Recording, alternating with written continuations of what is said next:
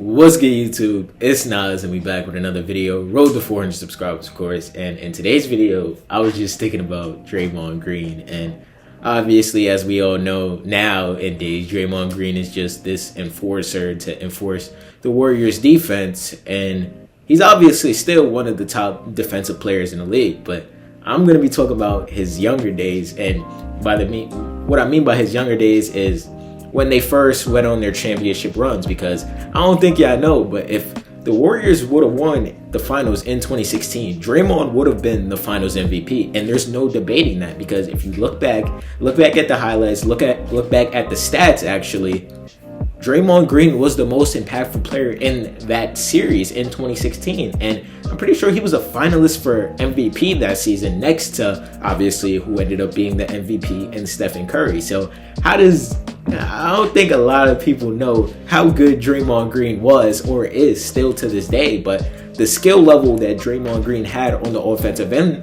those seasons were crazy. He was a point forward. Nowadays, he's basically just this point. He's still a point forward, but I feel like Draymond doesn't really look for his own bucket. He's looking for Steph, and obviously we know looking for Steph is a great idea because we know Steph is the greatest shooter of all time.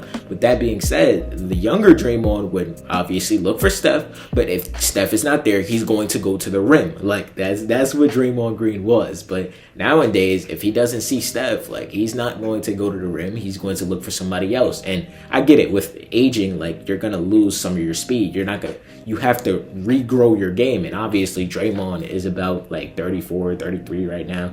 So I don't expect him to obviously still be the same player that he was, but a lot of people don't know what Draymond Green was during those Warriors run. People just assume that he was just carried on the back of Stephen Curry, when Draymond Green was on the night-to-night basics. Like, if you want to say besides, like, you can say if it wasn't for Stephen Curry, or you could honestly say I just stumbled with my words, but they had the same impact. Like, what Steph brought you offensively, Draymond brought you defensively. Like, that's what Draymond Green was. And I'm pretty sure Draymond has 2 Defensive Player of the Years, and he would have won a third one this year, and he finished a finalist for it. So a finalist for Defensive Player of the Year every single season, 4 championships. That's obviously a Hall of Famer. But let's just go through his stats, because his stats wouldn't tell you that. But at the end of the day, you can't look at stats for everything. And I looked up his age. Draymond is 35. Damn, I thought he was 33, 34.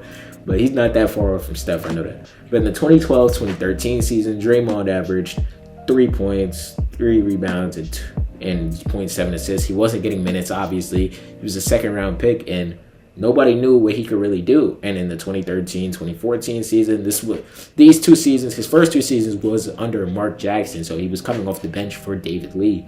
And his second season, he averaged 6 points, 5 rebounds, and 2 assists, and he was still on the bench for David Lee, obviously, who was still a good player in the league. He wasn't the same Knicks David Lee that was obviously in New York when the Knicks were bad. But I don't know, like, it's just, once Steve Kerr came in, like, Draymond Green became a whole different player. Steve Kerr literally told Draymond, I saw it from a quote somewhere a couple years ago, that you bring it up, Steph, you run the baselines, you run around the court and get open. That's basically what the quote says to me. I don't know the specific quote, but that's what I took from the quote. And when doing that, it just opens up the whole floor, because if Draymond's playmaking really became apparent, and we didn't see that in his first 2 seasons under Mark Jackson. So do you think that if Steve Kerr never became the coach, like, Draymond would have never played out like this? I wouldn't say that. But when people call Steve Kerr a terrible coach, I wouldn't say I wouldn't say that he's a terrible coach, because he obviously made that Warriors team better from Mark Jackson, and Mark Jackson did start their development, but who really carried that out? And we know Steve Kerr probably was playing on the backs of fucking 3 All-Stars and 2 superstars when Kevin Durant came to town. But come on, like, setting up that team, setting up the Warriors dynasty, having Draymond play that fashion where in the first 2 seasons you didn't know what Draymond was or who the fuck Draymond was, and then the 3rd season him popping out, like, that just shows you a lot. And with doing that, it just opens up your whole entire floor. And Obviously, they won the championship the next season. In the 2014-15 season, all of his stats made seen a crazy improvement. He averaged basically 12 points, 8 rebounds, 3.5 assists with 1 block per game. 1.5 blocks per game and 1.5 steals per game.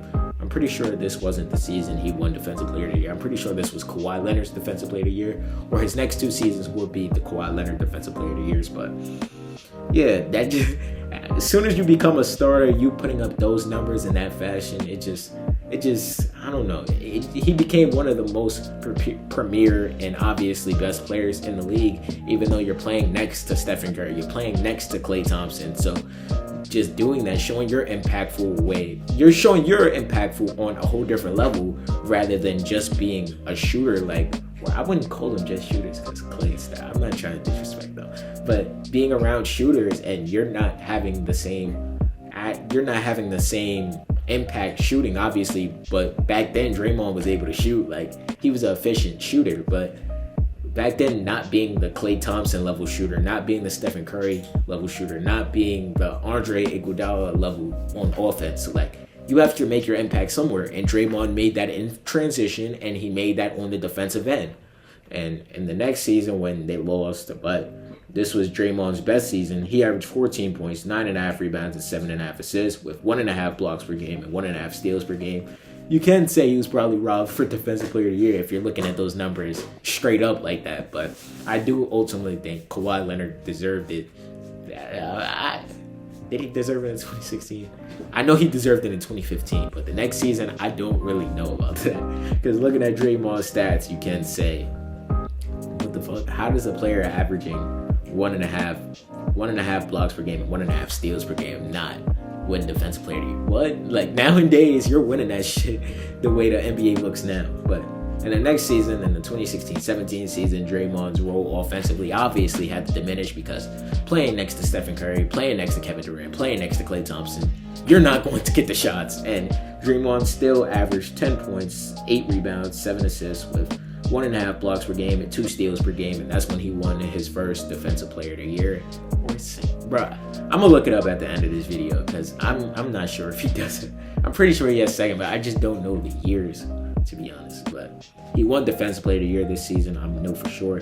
In the 2017-2018 season, he averaged 11 points, 7.5 rebounds, and 7.5 assists with 1.5 blocks per game again, 1.5 steals per game. And he has 5.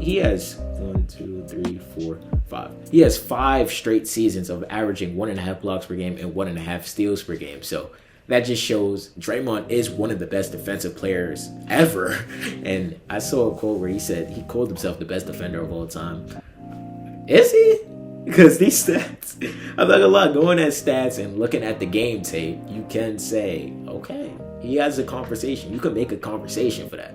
But anyway, in the next season, yeah, I told you in the 2017-2018 season, the next season, he averaged 11 points, 7.5 rebounds, 7.5 assists, with 1.5 blocks per game, 1.5 steals per game. In the 2018-19 season, the last season that we're really going to cover, actually, he averaged 7.5 points per game, 7.5 rebounds, and 7 assists, with 1 block per game and 1.5 steals per game. And this was the season, obviously, where the whole him and Kevin Durant shit happened, where Draymond Green tried to make a play, and he should have just gave it to Kevin Durant, and that just marked, pretty sure everybody knew, like, that was the end of that Warriors team when Kevin Durant and Draymond were arguing on the bench. And some say that Draymond chased KD away, but whatever, it happened. It was like, it's almost been fucking 7 years since 2019, which is kind of insane to me because I was watching that game. But Draymond's accolades, as we must know, he has 4 championships. He has 1 Defensive Player of the Year. Wow, I thought he had 2. Maybe he deserves 2 because I don't know how he only has 1. He's a 4-time All-Star, 2-time All-NBA second team. He's an All-NBA second team selection in 2016, All-NBA third team selection in 2017, 9-time All-Defensive team selection, 5 first teams, 4 second teams. He was the steals leader in 2017, and he's a 4-time All-Star. So Draymond is obviously an all-time great, but I feel like in history, like when the Warriors are all said and done, we can't remember Draymond as somebody that played with Steph and Steph carried him. That just can't happen. But Let me know how y'all feel about Draymond Green down below. I hope you guys enjoyed this video. Subscribe.